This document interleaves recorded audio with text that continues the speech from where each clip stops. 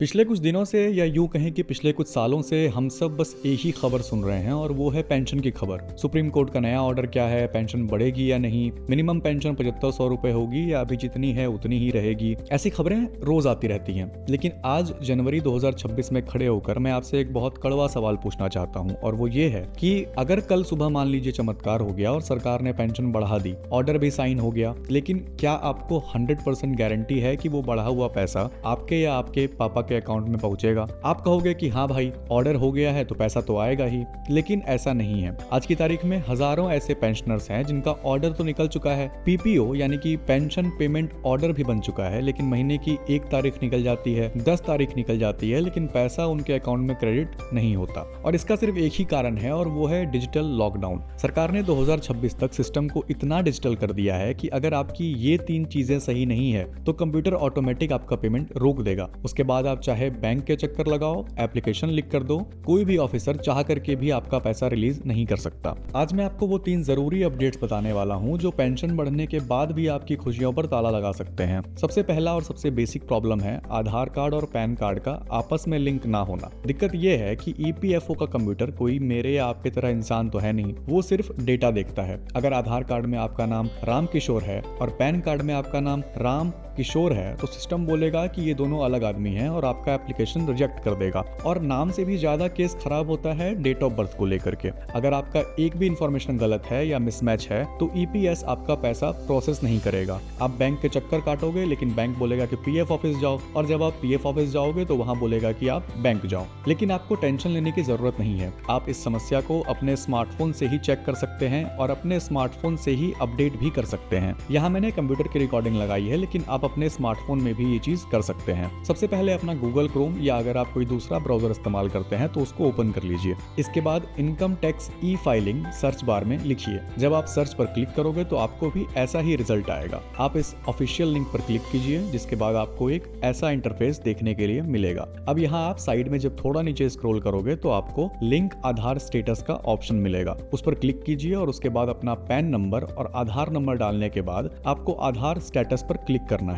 जैसे ही आप क्लिक करोगे आपको एक नोटिफिकेशन पॉपअप आएगा जिस पर लिखा होगा कि आपका आधार आपके पैन कार्ड से लिंक है या नहीं। अगर स्क्रीन पर लिखा आ गया कि your PAN is already linked to given Aadhaar तो बधाई हो, आपका पहला प्रॉब्लम सॉल्व हो गया है। लेकिन अगर यहाँ नॉट लिंक्ड आया या मिसमैच आया तो समझ लीजिए कि ये दिक्कत आपको सही करनी है। इसका मतलब आपका पैन कार्ड इनऑपरेटिव हो चुका है। लेकिन यहाँ भी आपको किसी कैफे वाले के पास भागने की जरूरत नहीं है जो आपसे 1500 या 2000 रुपए तुरंत ले लेगा। ये काम आप खुद भी कर सकते हैं अपने फोन से। सरकार ने इस पर 1000 रुपए की लेट फीस लगाई है जो आपको ऑनलाइन भरनी ही पड़ेगी। इसके बिना आपका काम नहीं होगा। इसी वेबसाइट के होम पेज पर जाइए और लिंक आधार नाम के बटन पर आपको क्लिक करना है। ठीक वहीं आपने जो पिछला बटन क्लिक किया था उसके जस्ट नीचे वो बटन मिलेगा आपको। अब इस पे क्लिक करने के बाद अपना पैन कार्ड और आधार नंबर डालें। इसके बाद आपको ई पे टैक्स का पेज दिखेगा और यहाँ पे घबराना नहीं है आपको। अपना फोन नंबर डाल करके ओटीपी वेरीफाई कर लीजिए। जब पेमेंट ऑप्शन में इनकम टैक्स वाला बॉक्स चुनिएगा तो उसमें असेसमेंट ईयर 2026-27 यानी कि जो अभी साल चल रहा है उसको सेलेक्ट करना है आपको।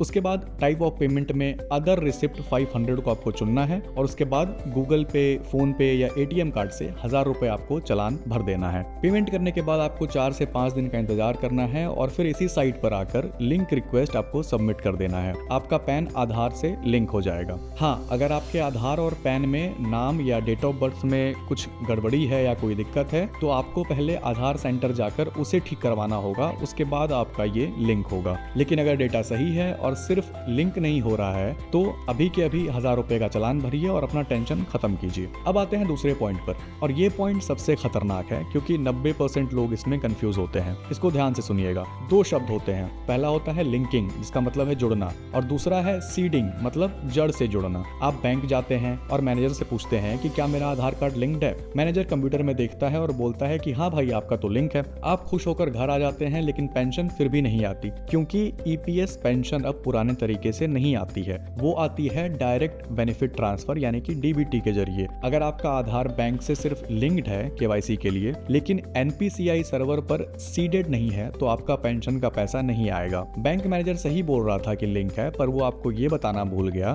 कि डीबीटी वाला पाइपलाइन एक्टिव नहीं है। सबसे पहले चेक करते हैं कि यहाँ प्रॉब्लम है या नहीं और उसके बाद हम सोल्यूशन की बात करेंगे। इस प्रॉब्लम को चेक करने के लिए सबसे पहले अपनी अपने फ़ोन पर आपको गूगल खोलना है। उसके बाद आपको Aadhaar bank seeding status check search करना है। ये सर्च करते ही आपको रिजल्ट में ये बैंक सीडिंग स्टेटस माय आधार दिखेगा। आपको इस पर क्लिक करना है और जैसे ही आप इस पर क्लिक करेंगे तो आपको ये आधार लॉगिन का ऑप्शन मिलेगा। यहाँ पर आपको अपना डिटेल डालकर लॉगिन करना है। डिटेल में आधार कार्ड डालना है और नीचे जो भी कुछ नंबर लिखा होगा कैप्चा, आपको इसी नंबर को वापस से बॉक्स में टाइप कर देना है। फिर आपके रजिस्टर्ड मोबाइल नंबर पर एक OTP आएगा वेरिफिकेशन करने के लिए। आपको उस OTP को यहाँ पे डाल देना है और यहाँ पर आपको जैसे ही आप OTP डालोगे आपका मेन इंटरफेस खुल जाएगा। यहाँ पर आपको बैंक सीडिंग स्टेटस का ऑप्शन दिखेगा, आपको इस पर क्लिक करना है। अगर ये सब कुछ सही रहा तो आपका फाइनल इंटरफेस खुल जाएगा और आप यहाँ पे चेक कर पाओगे कि आपका बैंक अकाउंट आपके आधार से सीडेड है या नहीं। अब अगर यहाँ पर एक्टिव लिखा आ रहा है फिर तो कोई टेंशन नहीं है, लेकिन अगर यहाँ पर सीडेड नहीं है या इनएक्टिव आ रहा है तो आपको दिक्कत हो सकती है। लेकिन घबराने की बात नहीं है, मैं आपको कोई प्रॉब्लम नहीं होने दूंगा। साल भर पहले की बात करें तो इस समस्या को ठीक करने के लिए आपको बैंक जाना पड़ता और थोड़ी मेहनत करनी पड़ती, लेकिन 2026 में इसके लिए बैंक के चक्कर काटने की जरूरत लगभग खत्म हो गई है। NPCI ने नया सिस्टम शुरू किया है जिसका नाम है बेस, यानी कि भारत आधार सीडिंग इनेबलर।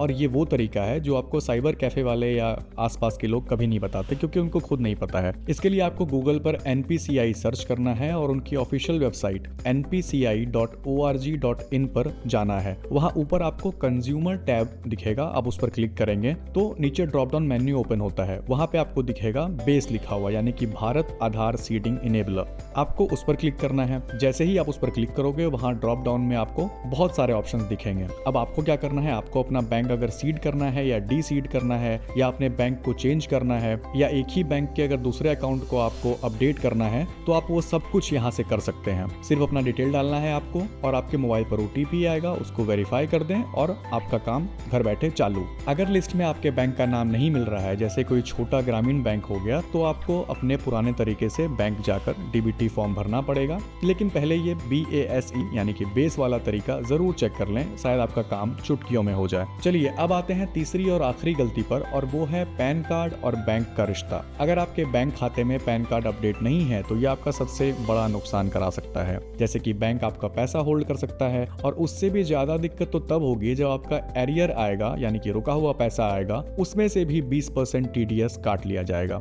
इसका मतलब है अगर आपको 1 लाख मिलने वाले हैं तो आपको सिर्फ 80,000 मिलेंगे, और वो भी इसलिए क्योंकि आपने अपना पैन कार्ड और बैंक को कनेक्ट नहीं किया हुआ है। अगर आपकी ये तीसरी समस्या ठीक नहीं हुई तो आगे आपको बहुत दिक्कत हो सकती है, लेकिन इसको ठीक करने का बहुत आसान तरीका है। सिंपली अपना बैंकिंग ऐप खोलिए, चाहे आपका योनो SBI हो, चाहे आपका पंजाब नेशनल बैंक हो। आपको उस ऐप को ओपन करना है। सबसे ऊपर कोने में आपको देखना है अपना प्रोफाइल का आइकन। जैसे ही आपको वो मिलता है आप उस पर क्लिक कीजिए। वहां पर आपको अपडेट पैन या माय प्रोफाइल का ऑप्शन मिल जाएगा। अगर वहां पे नहीं मिला तो नीचे या साइड मेन्यू में सर्विस रिक्वेस्ट या सर्विसेज का ऑप्शन मिलेगा। आपको वहां पे क्लिक करके साफ साफ मैनेज पैन लिखा हुआ दिख जाएगा और आपको उस पर क्लिक करना है। अगर आपका पैन नंबर पहले से लिखा हुआ है तो रिलैक्स हो जाइए, सब कुछ ठीक है, सब कुछ बढ़िया है। लेकिन अगर वो जगह खाली है तो बस आपको अपना पैन कार्ड सबमिट करना है और अपना पैन नंबर सबमिट करना है, और 1 से 7 दिन के अंदर आपका पैन अपडेट हो जाएगा। और अगर आपको ये ऐप वगैरह चलाना नहीं आता या इसका झंझट समझ में नहीं आता है तो भी आपको बैंक जाने की जरूरत नहीं है। बस बैंक के कस्टमर केयर को फोन मिलाइए और बस आपको इतना कहना है कि सर या मैडम जो भी हैं आप,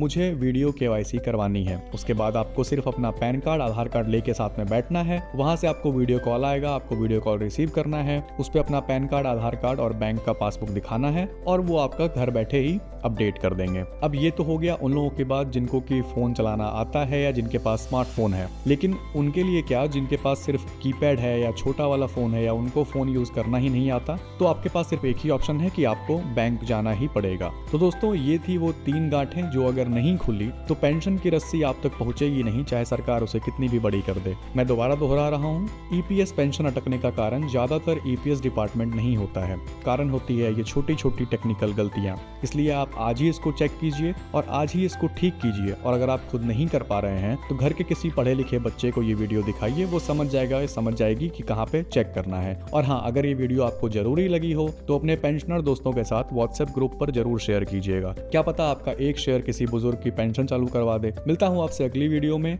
एक नई और सही जानकारी के साथ। तब तक के लिए सतर्क रहिए, जागरूक रहिए। जय हिंद।